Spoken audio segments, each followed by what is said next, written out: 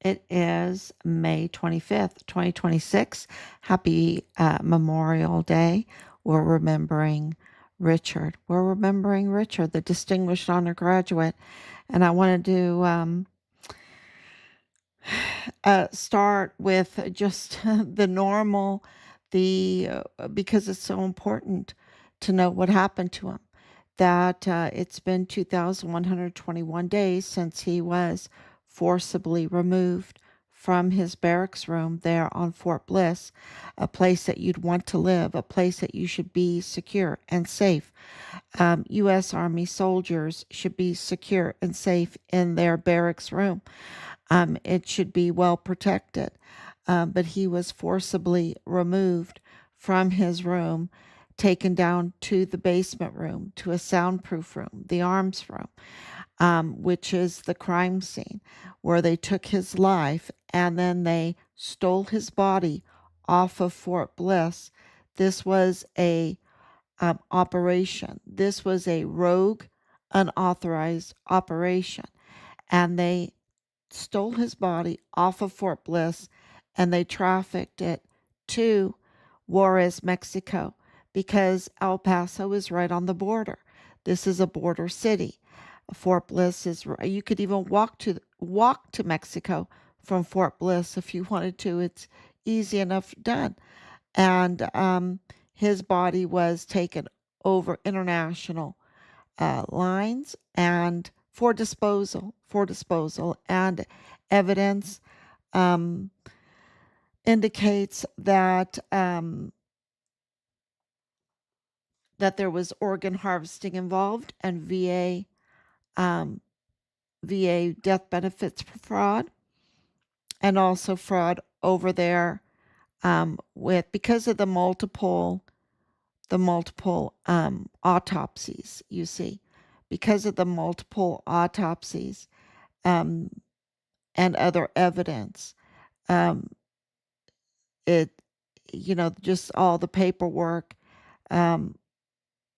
it really declares that we need to look into who cashed in on Richard's body, who transferred it, who trafficked it, because it went through a funeral fraud system, and they were all about cashing in on dead bodies. And so it's that needs to be said even on Memorial Day, because we can never forget what they did. It was an act of war. And and then we have something to show you that is, you can decide for yourself. In our assessment of this, watching this video, it really needs to be shown everywhere, because it shows the treason that they wanted to normalize, the treason that they wanted to broadcast and for us to accept. And they do it with such ease that you don't even realize the treachery of it all. And so we want to show you this right now.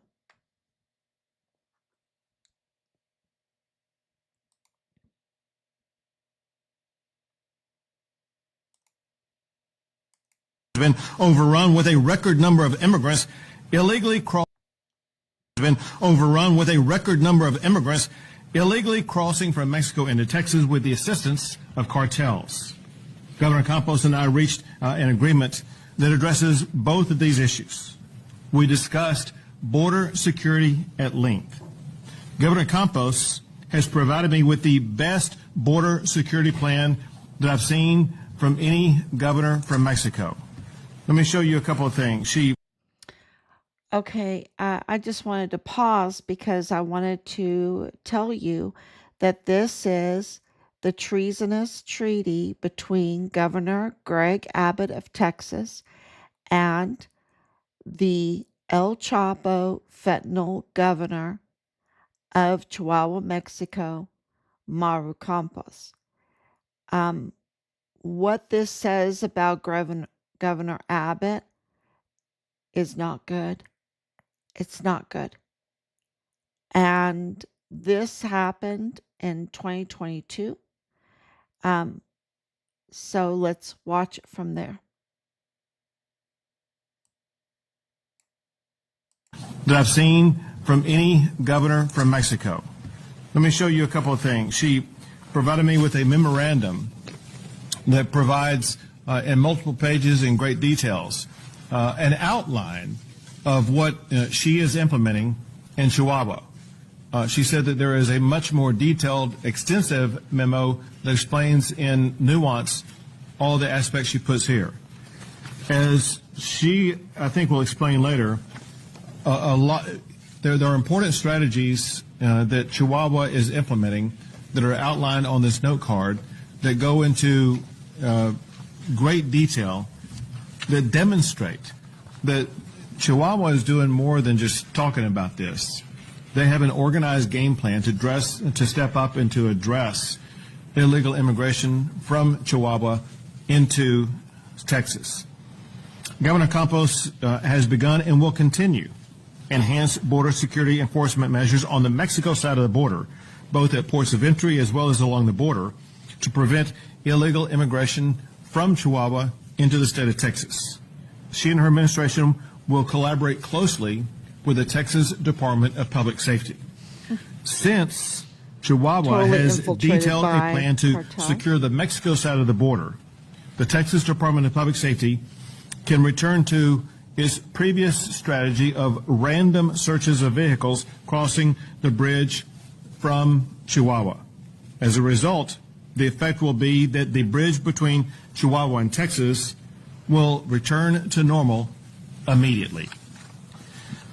My office and the Texas Secretary of State have also been contacted about border issues by the governors of Tamaulipas and Coahuila. And after this meeting, I will be meeting with the governor from Coahuila.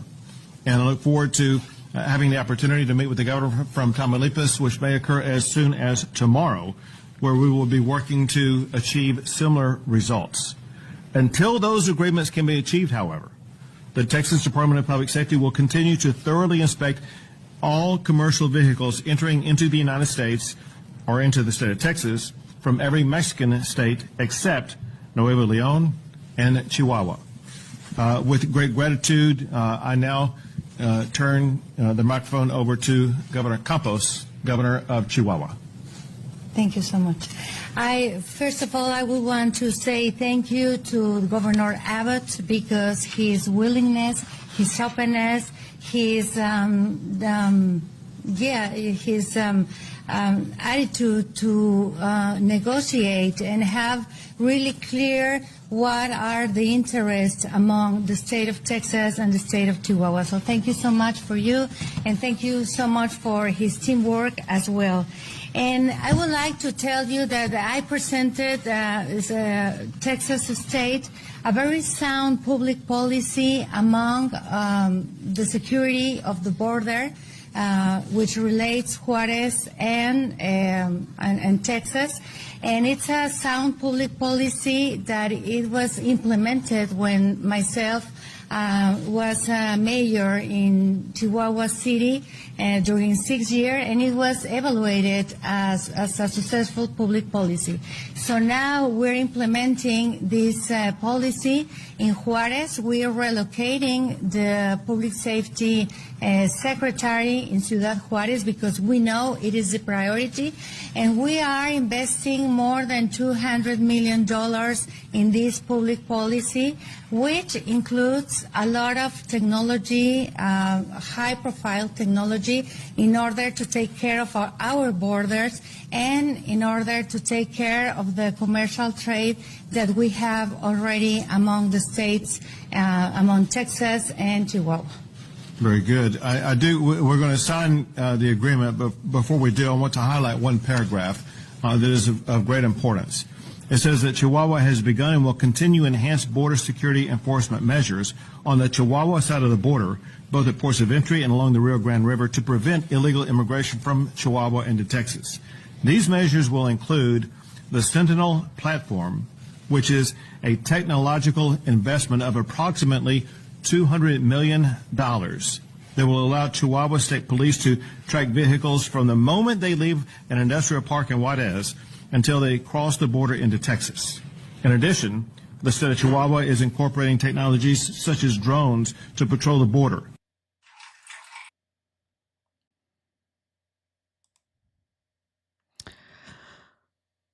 Wow.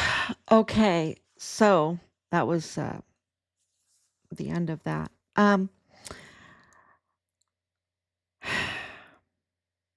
So $200 million and drones, and that they can use AI surveillance. We know that it's over 4,000 cameras just on the Chihuahuan side to watch every license plate going over there. And the agreement was to get the traffic flow to normal again. But when you go and look at the agreement about what was happening at the border, it was really to not look into the big rigs, the big trucks, the cars, to not look in on them. And, it's just jaw dropping to see this narco El Chapo fentanyl governor being praised by Governor Greg Abbott as like, oh, she's giving me the best thing. And she's not something new to Chihuahua. You heard her. She was a Chihuahuan mayor. And if you know anything about Chihuahua, it is in total debt. The economy is in total ruins. There was all kinds of embezzlement. There was all kinds of fuel siphoning, billions of barrels of fuel siphoning from the Pemex. That means from the people's, because the way they do oil there is different. They have a national oil. Pemex, it's the people's oil. That was being stolen, and we have proof now, a lawsuit that was settled in 2014 for at the least $42 million, which was probably a bargain for Western Refining, which is Alejandro de la Vega Foster's husband's business. It is because he got caught buying that stolen Pemex oil. I guess he was getting it at bargain prices. So the level of corruption of what is going on and the proof of it, that they recorded themselves, that they announced it to the world, their treason. Okay, they didn't try to hide it. So what does that mean? That means that they had a network established already. They had a network established not only in the Mexican intelligence and law enforcement political apparatus, but they also had an infiltration in the military, law enforcement, intelligence, and political apparatus in the United States.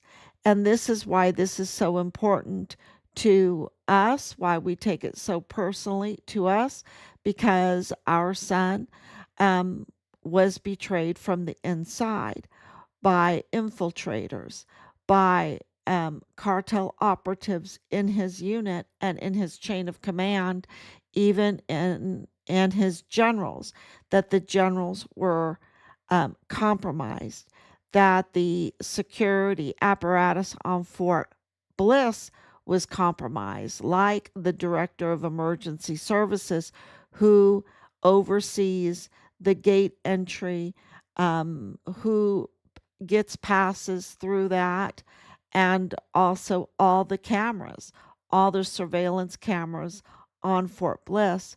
And in order to steal a body, um, in order to take a soldier's life and to cash in on him on the American side, and then cash in on him on the Mexican side. And the death certificates involved, the autopsies involved, the surveillance footage that had to be captured, or turned off or destroyed. Um, if you have that kind of surveillance on the border, um, and you're willing to offer it, um, to Texas, $200 million drone technology to Texas, um, you would be able to see what happened to Richard. And, this is such an unprepared, all of my live streams are so unprepared, except for all the intelligence that we're getting is so jaw dropping that we have to get it out right away to you and to show you the betrayal and the cartel criminal alliance that was going on at the border, that they were joining together. You understand, the El Paso cartel, the infiltrators that have become very powerful. And it has to do with Jeffrey Epstein too, because he was the Iran-Contra finance guru for Khashoggi. And this is just a continuation of it, okay, that made a lot of people rich because they could money launder their illicit earnings in, at the border. And then they could invest it and clean it up. And then you had these major criminals having power to influence the political community, the politics in both countries, right? That's why you saw El Paso cartel operative and double agent Alejandro de la Vega being appointed to the Chihuahua's governor's administration simultaneously with being appointed to Governor Abbott's administration, having access to both countries' intelligence and files and connections, the political connections on both sides, in order to influence business. Well, she set on the economy on the Mexican side and also on the commissions for intelligence and law enforcement for border security. And think about all the connections that we've made with that, with this Senator Monreal, um, you know, uh, trying to come out for Maru Campos, trying to stall the trial going forward that needs to happen in the Senate. It could happen in the Senate in Mexico. But having these connections to people that, well, the father of Zamora, right? The father of the federal judge Zamora, who was on that very intelligence border security commission also. So, these people are connected. And if you wonder why they're coming out and trying to make excuses for Maru Campos, well, it has to do with investments and their their role in this treasonous treaty implementation. So, which gave a reciprocal access to the cartels on both sides, the El Paso cartel, which is an alliance, in El Paso, the CJNG is big. It's very big. And it is an alliance with the El Paso cartel, along with the El Chapo Sinaloa cartel. Very big. And of course, the Juarez cartel, the media arm of this, and then the La Linea, the Mormon faction arm of all of this, which is really big in the El Paso cartel. And of course, it is the common denominator and those that targeted Richard and took his life and stole his body and trafficked it to Juarez. This is the common denominator. And La Linea are known to be very violent. They're the executioners. And so they were aligning together to make one big, huge monopoly cartel. That's what they were doing. And that's why they, from our assessment of everything, El Mayo didn't want to participate in that alliance. He stood in their way, and that's why he was kidnapped and without extradition orders flown into El Paso, where they have control of the El Paso FBI office. And Connell went in there, the Mormon faction assistant special agent in charge, right there, saw to it that El Mayo was arrested without extradition orders. And now he sits in American jail. Is he innocent? Is he cartel? Yes, he is.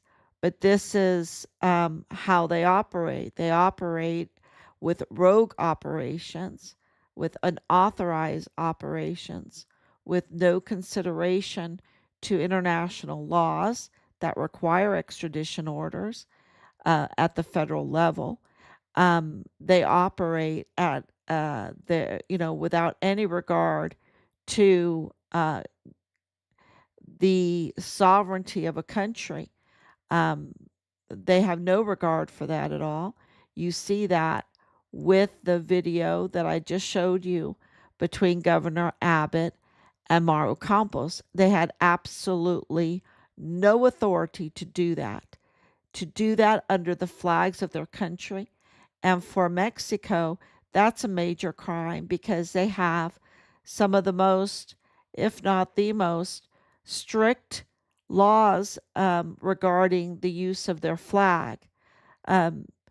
She had no right to take the Mexican flag and to conduct actions, a treasonous treaty without any approval from the federal government of Mexico, the sovereign government of Mexico. She absolutely committed treason there and abused the flag of her country. So, and now with with Abbott, with Texas Governor Abbott, his excuses is that his state was being invaded. And because his state was being invaded, he had the right to take action. The problem is that the federal courts, from what I've read, is saying, no, that doesn't count.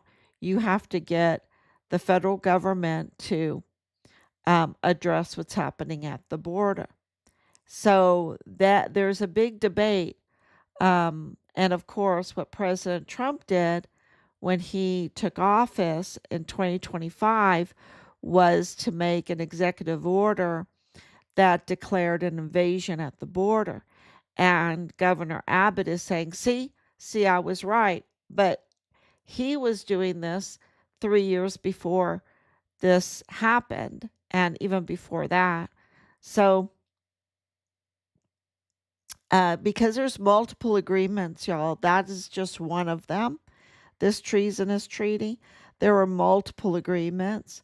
And so, uh, you know, did Governor Abbott commit treason? That's the big question. And he's, from what we know, he is absolutely being investigated for this. And Maru Campos has been issued a subpoena. She went on a media tour that I've also showed you in the last couple live streams, that she really, it says a fish dies from their own mouth, right? By their own mouth. She just absolutely confessed to the treason on her media tour. It was a total disaster for her legally, but for Mexico and for the United States, I think it was a relief for us um,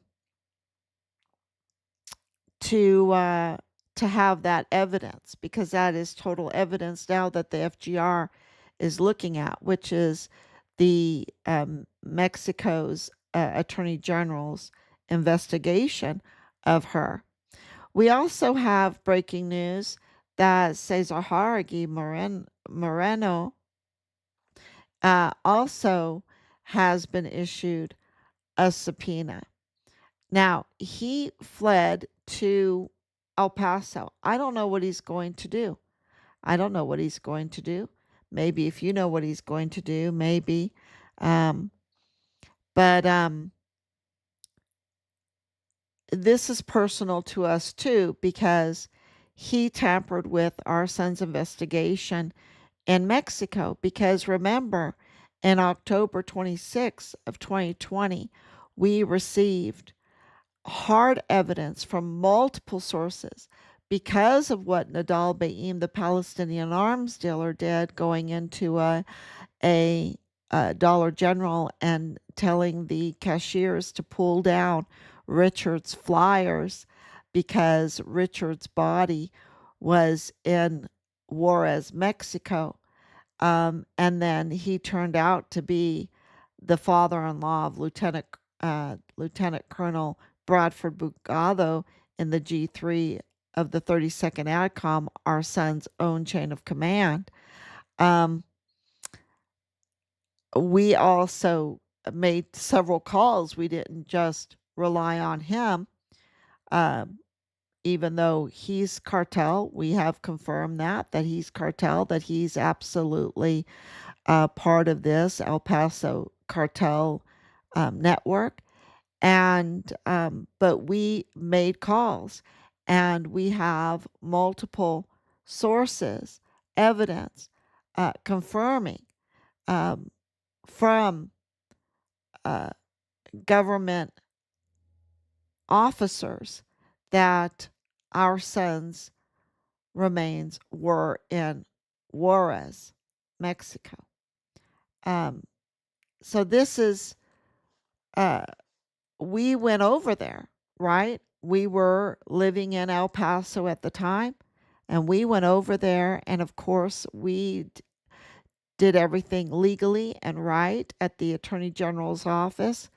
And Attorney General for the North Zone, Carlos Manuel Salas, with his boss, Cesar Haragui Moreno, tampered with our son's files and case and obstructed justice.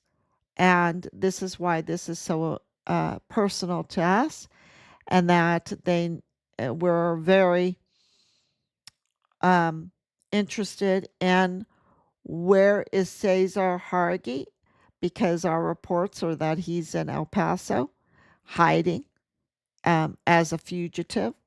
And of course, with Ariano Curon, Jose Luis, He's also an official fugitive now, because he is one of the owners of the uh, Plenitude Crematorium. The reason why he's a fugitive and not his mother and brother, and others and others, is because he was caught red-handed there when they went to the crematorium, which is a funeral home. This was a funeral home scam, fraud, transnational, tied to group of purchase. Everybody knows Purchase Funeral Homes. Purchase Funeral Homes is tied to, of course, the Walmart mass shooting, and of course, Fort Bliss. So this is, it all connects very finely. It all connects like puzzle pieces, and it really shows treachery in the U.S. military on Fort Bliss, treachery, of course, in Chihuahua, Mexico, in the office of Maru Campos, and her administration, and of course in El Paso, period, because of its being under the thumb of the El Paso cartel. The El Paso cartel really has a boot on the head of El Paso. That's why you have all these bonds, is taxes going up, and of course in Chihuahua, you see what's happening there. It was just so violent, and so all of this effort by Maru Campos has a different intent. It doesn't have the intent to make things safe. Was absolutely 500,000 children. You have to remember at that time that they were signing that. It was during the middle of the most egregious child trafficking period on the border. 500,000 children were trafficked through Fort Bliss, through that border, onto Fort Bliss, into the camp, right? The emergency intake center, 10,000 beds. And where are the children, right? So lots to study here, lots to investigate here, lots to put the pieces together here. But what it comes out to be, if you have corruption and evil and treason and rogue operations and unauthorized operations and assault on sovereignty, when you're adding those all up, it's not going to come out to innocent, okay? It's not going to equal innocent. When you put all of this together and you're adding it up, it's not going to come out that this treasonous treaty was for safety, was for peace, was for the people of Chihuahua and of Texas. That's not what it's going to come out to. It's going to come out to money laundering, embezzlement, and death, destruction, exploitation of migrants, of children. It's going to come out to treason. It's going to come out to the worst results, because you can't have pollution and contamination come out to be pure. That just doesn't happen. And what they did was contaminate our country's sovereignty. That's what they did. And I wish I'm just speaking from my heart, and with evidence backing it up, with with a mountain of robust, hard evidence to back it up. And we've been presenting it day in and day out. And the people cannot stay quiet. The people need to share, need to speak up, need to file, and absolutely put an end to this treachery, right? Uh, we need to have this trial. We need to enforce our laws and demand that our laws are enforced, because the laws are in place against this stuff, right? The laws are in place against this stuff. But we need to absolutely, our countries are by the people, for the people, of the people. And I can tell you right now, those that are in office, they have to be driven. They won't just do it. Um, you know, it was they just won't just do it. You have to absolutely stand up and demand it, that they do their job, just so they do their little bit of job. Okay. And they get paid handsomely for it. So don't feel bad if you say do your job and demand that they do their job.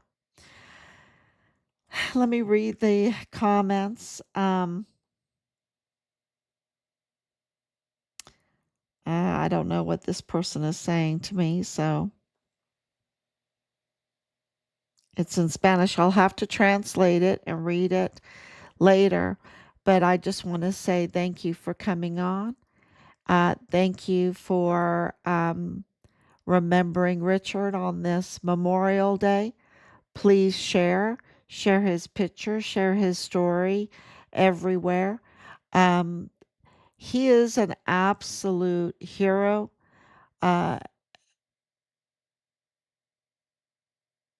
He is like the Samson, right?